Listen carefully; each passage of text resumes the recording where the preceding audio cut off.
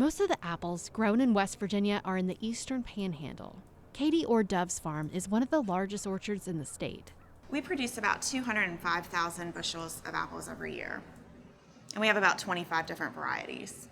Orr-Dove and her family have managed to hang on to this property in their farm business for 3 generations. My grandfather started the farm in 1954.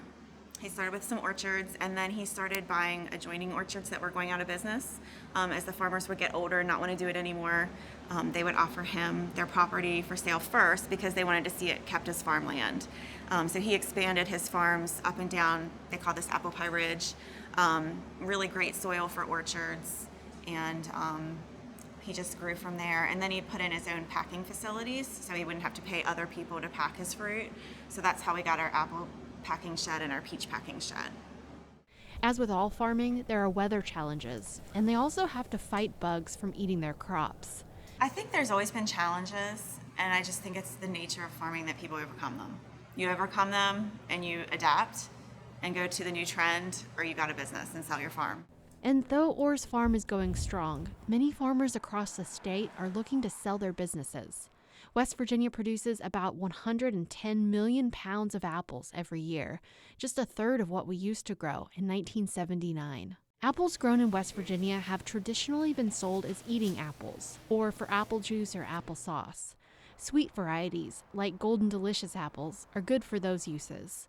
But there's a growing demand for apples that can be used to make alcoholic cider, an industry that's on the rise in the country and here in West Virginia. West Virginia now has 2 craft cideries that both use West Virginia apples. Here we are at Hawk Knob Cidery outside Lewisburg, West Virginia, where they buy about 80 tons of apples every year, and they pay about $30,000 for those apples. Josh Bennett is owner of Hawk Knob. The trends within the market indicate that while some of the large-scale corporate cideries are kind of plateauing, regional, craft, locally sourced ciders and cideries are still exponentially growing. That is the fastest growing sector in the cider industry. And to make this kind of cider, Bennett says the industry needs more farmers growing craft apples. If you're planting very cider-specific apple varieties, you're talking about a 4-fold cost difference or value for those apples. The difference, say, for low-grade apples of your average variety might be $100 a bin. A bin is about 18 to 21 bushels. If you're going to put something in that's very cider specific, you might get as much as $400 for that same bin of apples. And there's huge demand for those apples. So it's kind of sad to see that there's not more of that going on in West Virginia when we're sitting in such a nice apple growing climate and such a cultural heritage in apple growing. This year, Bennett began buying his apples from Orr's orchard over 200 miles away because his main source of apples sold their farm.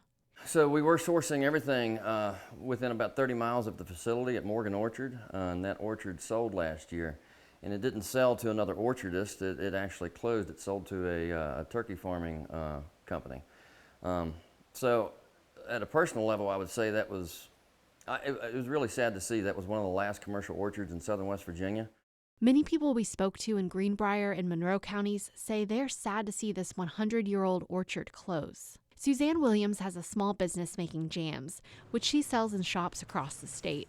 She used to get peaches and apples from Morgan Orchard to make into some of her best-selling products, rhubarb and apple jam. Yeah, Morgan Orchard was one of my absolute favorite places to go as a jam maker because, you know, just walking amongst all the trees and being able to see the fruit ripening and see heirloom apple trees. Now she travels to the Eastern Panhandle to get her fruits and apples. I've had to up my prices a little bit because of the time and travel and gas involved, so that's unfortunate. She's concerned that there simply aren't enough farmers left in southern West Virginia who can keep going and make a profit. I don't know that the Department of Agriculture can offer some kind of incentive for people starting up orchards. I just don't know if that possibility exists. I just know it's a tough business. The farmers who sold Morgan Orchard did not respond to a request for an interview, and neither did the turkey farmers who bought it and bulldozed the 100-year-old heirloom apple trees. Folks were pretty upset about the situation. Brian Wickline is a W.Va extension agent in Monroe County. He tried to find a buyer who would keep Morgan Orchard open. He even contacted agriculture schools and universities out of state. We had some local folks who were interested in the orchard, but just really never could come up with the funding to purchase it. He says the story of what happened to Morgan Orchard should be a wake-up call. The reasons they couldn't find a buyer who could keep it open as an apple orchard are kind of emblematic of the struggles most farmers in West Virginia are facing. I mean, we've got young folks that want to come back to the farm, and when you're not earning enough income to make that appealing for those folks to come back, when they come back, we have to be competitive financially from a business perspective. Those young folks have to come back and they have to worry about their health insurance. How are they going to pay that? In addition to being an extension agent, Brian Wickline is also a beef and dairy farmer. It's a lot of work. The cows have to be milked twice a day. His mornings begin at 6 a.m. His son Ty is considering following in his footsteps. He's going to have the opportunity to run quite a few head of cattle, but even under those conditions, it's still going to be an economic challenge for him to be able to do that. Small farms like his make up the majority of agricultural businesses across the state. Costs are rising, but the profits are not. Increasingly, more of our food comes from large industrial farms.